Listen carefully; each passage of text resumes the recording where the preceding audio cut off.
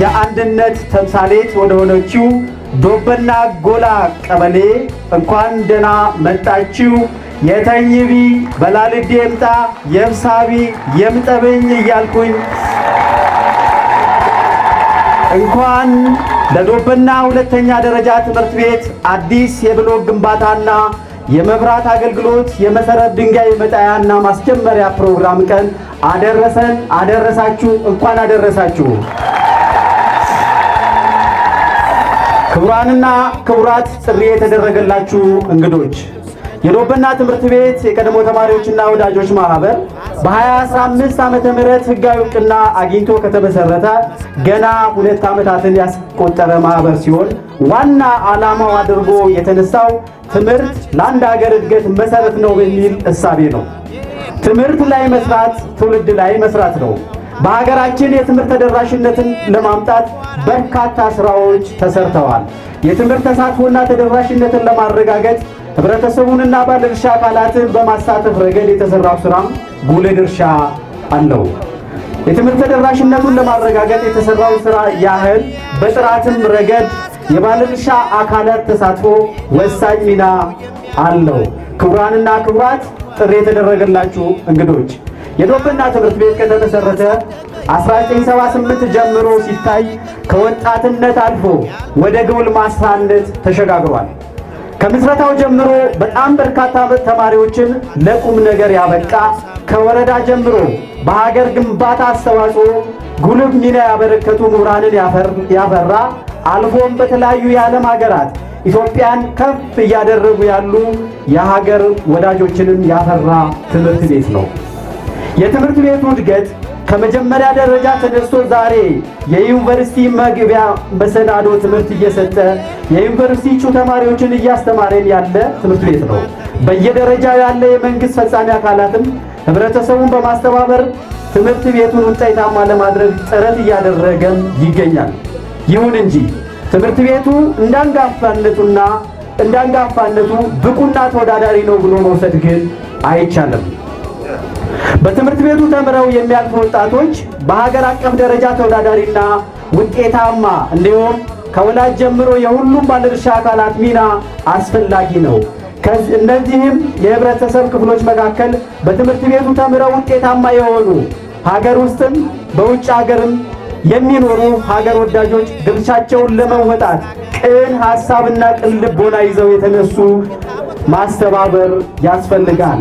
ከማህበራችን ዝርዝር ዓላማ አንፃር በመንግስት ብቻ ሊሟሉ የማይችሉ የትምህርት ቤቱን ችግሮች በጋራ ለመፍታትና የትምህርት ቤቱን ስታንዳርድ በማሻሻል ረገድ አስተዋጽኦ ማበርከት፣ በትምህርት ቤቱ ተምረው የሚወጡ ተማሪዎችን ከሌሎች አቻ የሀገሪቱ ተማሪዎች ተወዳዳሪ እንዲሆኑ ማገዝ፣ የቀድሞ ትምህርት ቤት የተማሪዎች የእርስ በርስ ግንኙነት ማጠናከርና የትምህርት ቤቱን ችግር ፈጥኖ ለመፍታት ሌሎች የልማት ክፍተቶችንም ለመሙላት መተጋገዝና በጎ ፈቃደኝነት ላይ አስተዋጽኦ ማድረግ፣ ስኬታማ የትምህርት ቤቱ የቀድሞ ተማሪዎች ያለፉበትን ተግዳሮትና ዛሬ ለስኬት የበቁትን ተሞክሮ ለተማሪዎች እንዲያካፍሉ በማድረግ ሞዴል ተማሪዎች የሚወጡበትና የልህቀት ማዕከል ማድረግ ከዝርዝር ዓላማዎቻችን ጥቂቶቹ ናቸው። ክቡራንና ክቡራት፣ ጥሪ የተደረገላችሁ እንግዶች፣ ማህበራችን ዝርዝር ችግሮችን በዚህ ትምህርት ቤት በመለየት ጥናት በባለሙያ አሰርቶ ለወረዳው መንግስት በማቅረብ ይሁንታን ካገኘ በኋላ በመንግስት መሪነት በማህበሩ አስተባባሪነት ችግሮችን ለመቅረፍ አዳዲስ የብሎክ ግንባታዎችንና የመብራት አገልግሎት እንዲሰጥ የማስጀመሪያ ፕሮግራም የክልል፣ የዞን፣ የወረዳ ከፍተኛ አመራሮች በተገኙበት እነሆ ይፋ ተደርጓል።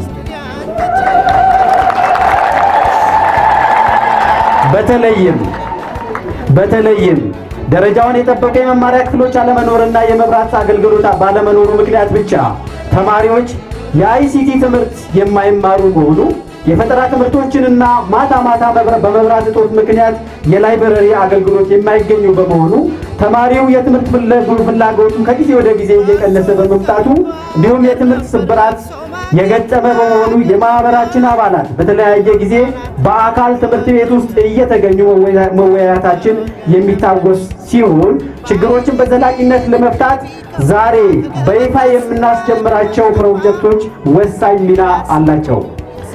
እነዚህ ፕሮጀክቶች በጠቅላላ የትምህርት ቤት ግንባታ ብሎኩና የትራንስፎርመር ግዢ ወጪ 5,500,000 ብር ወጪ የሚፈልግ ሲሆን መንግስትና ህዝብ እጅ ላይ ተያይዘው በአጭር ጊዜ ማከናወን እንችላለን የሚል ሐሳብ አለን። ዛሬ በይፋ መሰረት ድንጋይ ጥለን የምናስጀምራቸው ፕሮጀክቶች በየደረጃው የሚገኙ አካላት በሙሉ አሻራቸውን እንዲያኖሩልን በዚሁ አጋጣሚ ጥሬን አስተላልፋለሁ። ክቡራንና ክቡራት ጥሬ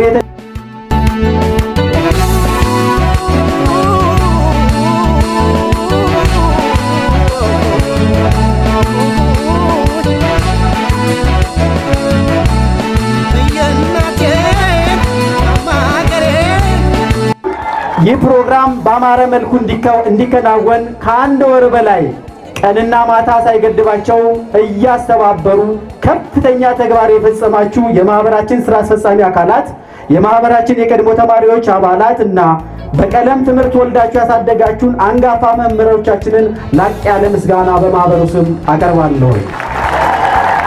በመጨረሻም እንግዶቻችንን ለመቀበል በገንዘብ፣ በጉልበት፣ በሙያና በማስተባበር ከፍተኛ ስራ የሰራችሁ የቀድሞ ተማሪዎችና የቀበሌዎች ጠቅላላ አመራሮች፣ በቀበሌ የምትገኙ እናቶቻችንን እጅግ በጣም በማህበሩ ስም ምስጋናዬን አቀርባለሁ።